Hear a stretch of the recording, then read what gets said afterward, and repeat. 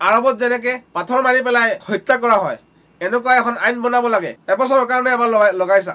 ধিংকাণ্ডক আমি গৰিহণা জনাইছোঁ, ধিংকাণ্ডক আমি ঘৃণা কৰি আছোঁ। 2-3 দিনৰ পৰা কথা এটা ভাবি আছোঁ, এই ধিংকাণ্ড হোৱাৰ পিছৰ পৰা যে মিয়াৰ ওপৰত যি অত্যাচাৰ চলি আছে উজনিত, তাক দেখি মই ভাবি আছোঁ যে অসমখনত আইন বোলা কিবা বস্তু আছেনে, নে অসমখন কোনোবা দল সংগঠনৰ হাতত গতাই দিয়া হৈছে যে আপোনালোকে এই অসমখন চলাওক। এই অসমখনত সংবিধান বোলা কিতাপখন, সংবিধান বোলা বস্তুখন আছেনে নাই, এই অসমখনত মানুহে সংবিধানখন মানি চলিছেনে নাই।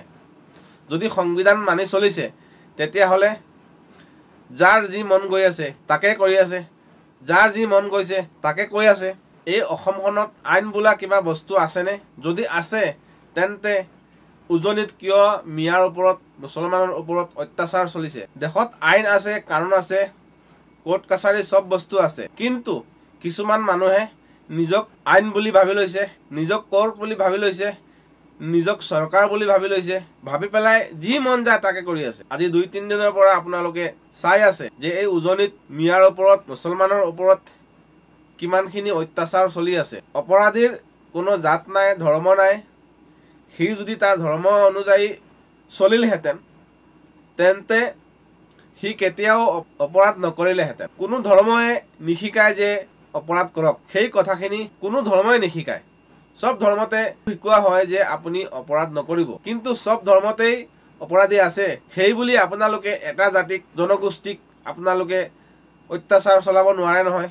এজনে দোষ কৰিছে, গোটেই জাতিটোৱে দোষ কৰা নাই নহয়। গোটেই জাতিটোক আপোনালোকে কিয় অত্যাচাৰ কৰি আছে? আইন বোলা বস্তুটো নামানে নেকি? আপোনালোকে সংবিধান নামানে নেকি? আমি বিচাৰোঁ দেশত এনেকুৱা এখন আইন হ'ব লাগে য'ত বলৎকাৰী মানুহক হত্যাৰ বাহিৰে অইন কিবা শাস্তি দিয়া যাতে নহয়। বলৎকাৰীৰ এটাই শাস্তি, মৃত্যু। আমি সেইটো বিচাৰোঁ। আজি অসমত 3 দিনৰ পৰা 4 দিনৰ পৰা যিখিনি ৰেপ হৈছে তাৰে 10 গৰাকী হ'ল হিন্দু, 10 গৰাকী হ'ল মুছলিম। কিন্তু এই এটা জাতিক টাৰ্গেট কৰি পেলাই, এটা জাতিক সমালোচনা কৰি পেলাই আপোনালোকে অত্যাচাৰ চলাই আছে। কোন দেশৰ আইনত এইখিনি আছে যে এটা অপৰাধ এজনে কৰিলে এইটো ভুল হয়, অইনজনে কৰিলে এইটো ভুল নহয়?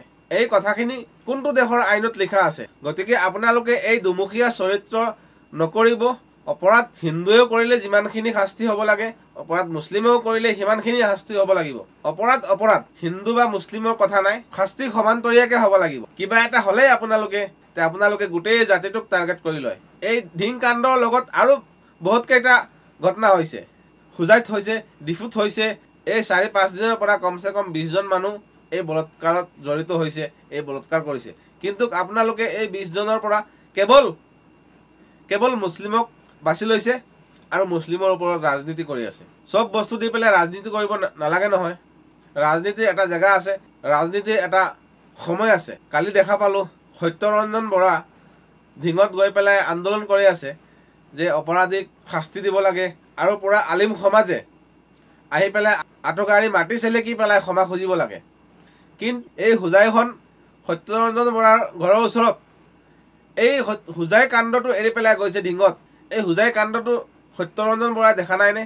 কেৱল মুছলমানে অপৰাধ কৰে নেকি? কেৱল মুছলমানেই বলৎকাৰী হয় নেকি? যোৱা 4 দিনৰ মই হিচাপ দি আছোঁ, যোৱা 4 দিনত 20 জনে ৰেপ কৰিছে, 20 জনে বলৎকাৰ কৰিছে।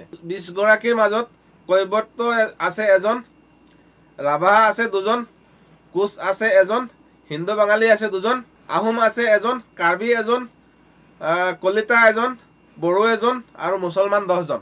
এই 20 জনৰ মাজত মুছলমান হ'ল 10 জন আৰু আপোনাৰ হিন্দু হ'ল ইয়াত 10 জন। ধিঙত বলৎকাৰ কাণ্ড হৈছে, হোজাইত বলৎকাৰ কাণ্ড হৈছে, লখিমপুৰত বলৎকাৰ কাণ্ড হৈছে, বঙাইগাঁৱত হৈছে, তিতাবৰত হৈছে, ডিফুত হৈছে, তিনিচুকীয়াত হৈছে, গোসাইগাঁৱত হৈছে, বাক্সাত হৈছে। চবকেইটা মুছলমান নহয়।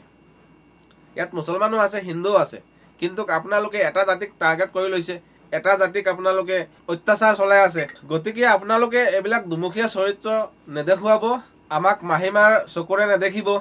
আমিও এই দেশৰ বাসিন্দা হওঁ, আমিও অসমৰ নাগৰিক হওঁ। হ'ব পাৰোঁ আমি মিয়া মুছলমান, কিন্তু আমি এই দেশৰ বাসিন্দা। আমাক এনেকৈ সদায় টাৰ্গেট নকৰিব।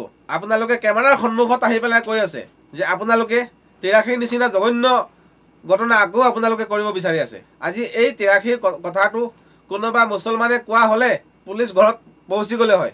গতিকে আপোনালোকে কৰিলে এইটো দুখ নহয়, আমি কৰিলে দুখ হৈ যায়। আমি কেতিয়াও বলৎকাৰীক সমৰ্থন নকৰোঁ।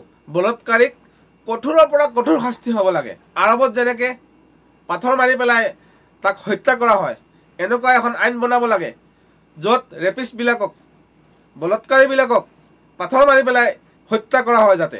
কিন্তু আপোনালোকে কি কয় যে মুছলমানৰ আইনবিলাক ইমান কঠোৰ, ৰেপৰ নিচিনা সাধাৰণ এটা কাম কৰাৰ কাৰণে তাক পাথৰ মাৰি পেলাই। গতিকে আপোনালোকৰ দুমুখীয়া চৰিত্ৰ নহয় জানো? এফালে ক'ব যে ইমান কঠোৰ শাস্তি কিয় দিয়া হয়, আনফালে ক'ব কিয় ৰেপ কৰিলে।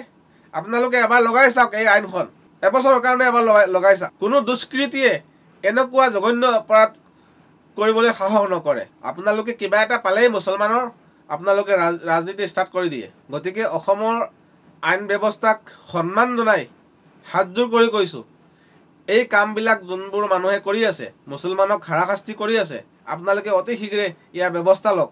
ধিঙৰ যোনটো ঘটনা, এই ধিঙৰ ঘটনাকাৰীৰ যোনবিলাক পৰিয়াল আছে, এই পৰিয়ালখিনিক কিমানখিনি শাস্তি দিছে মুছলমান সমাজে আপোনালোকে গম পায় জানো? ৰাজহুৱা কবৰস্থানত এই দুষ্কৃতিক কবৰ দিবলৈ দিয়া নাই, এঘৰীয়া কৰি ৰাখিছে। কাৰোবাৰ লগত কথা পাতিব নোৱাৰিব, কোনোবা মানুহ এই ঘৰত যাব নোৱাৰিব। ইমানখিনি শাস্তি দিয়াৰ পিছতো আপোনালোকে এটাই ঘটনা আপোনালোকে দেখা পায়, ধিংকাণ্ডক আমি গৰিহণা জনাইছোঁ, ধিংকাণ্ডক আমি ঘৃণা কৰি আছোঁ। কিন্তু সেই বুলি আপোনালোকে গোটেই জাতিটোক আপোনালোকে টাৰ্গেট কৰিব নোৱাৰে নহয়। আপোনালোকক অনুৰোধ জনাইছোঁ, আপোনালোকে এইবিলাক দুমুখীয়া চৰিত্ৰবিলাক এৰি দিয়ক। দোষীক অপৰাধী হিচাপে ভাবক আপোনালোকে। ইয়াক হিন্দু মুছলিম বুলি নাভাবিব। হিন্দুৱে কৰিলে বোলে নিজৰ বুলি ভাবি নল'ব, আৰু মুছলিমে কৰিলে বুলি আপোনালোকে দুশ্মন বুলি ভাবি নল'ব। অপৰাধী চবেই দুশ্মন। যিকেইটাই অপৰাধ কৰে গোটেইখিনি অপৰাধী। তাত কোনো হিন্দুও নাই, তাত কোনো মুছলমান নাই।